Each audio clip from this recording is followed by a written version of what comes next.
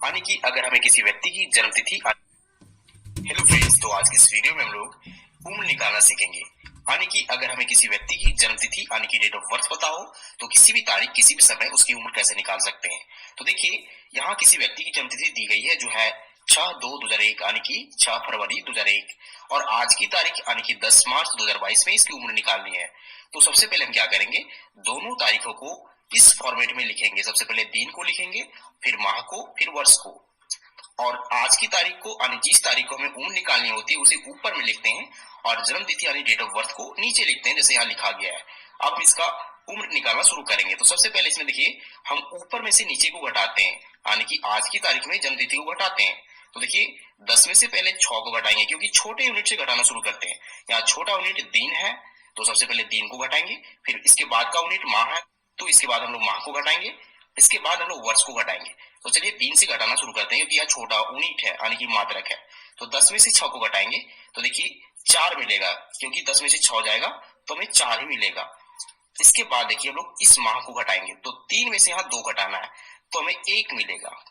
अब देखिए वर्ष को घटाना है तो वर्ष में देखिए यहाँ 2 में से 1 जाएगा तो 1 मिलेगा, फिर 2 में से 0 तो सिर्फ 2 ही मिलेगा, और यहाँ 0 में से 0 तो 0, और यहाँ 2 में से 2 तो 0।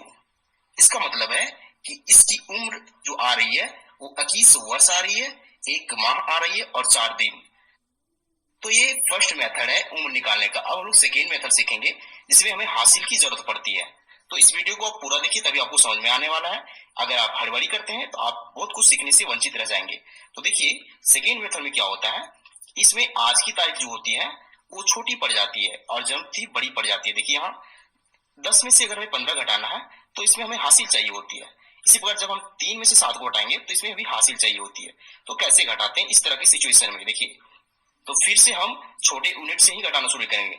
तो देखिए सबसे पहले छोटा यूनिट जो है वो दिन वाला है। देखिए दिन यानी कि 10 में से 15 को घटाना है। तो यहाँ देखिए 10 छोटी संख्या है, 15 बड़ी संख्या, तो घटेगा नहीं। इसके लिए क्या चाहिए, इसे हासिल चाहिए।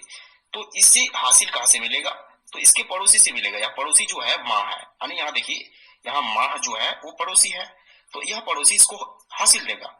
तो जब भी माह इसको हासिल देगा तो पूरे 1 महीने को हासिल देगा। अब जानते हैं कि 1 महीने में कितने दिन होते हैं, तो 30, 31, 28, 29 कुछ भी होता है। तो हम कैसे जानेंगे कि इसे कितने दिन हासिल चाहिए, तो डिपेंड करता है कि यहाँ कौन सा माह है। अगर यहाँ 3 है तो इसका मतलब है कि यह मार्च है। 3 का मतलब मार्च है और मार्च में 31 दिन होते हैं। तो इसे जब भी हासिल मिलेगा तो पूरे 31 दिन हासिल के रूप में यहाँ मिलेगा। यानी कि यह 3 जो है इस 10 को हासिल दे दिया है पूरे 1 महीने को, और 1 महीने में होते हैं 31 दिन। तो अब हम इस 31 को और इस 10 को जोड़ देंगे और इसमें से टोटल में से 15 को माइनस करेंगे। तो देखिए 31 प्लस 10 हो जाएगा, रफ में देखिए 31 प्लस 10 हो जाएगा 41 यानी कि 41। इसमें हमें 15 को माइनस करना है।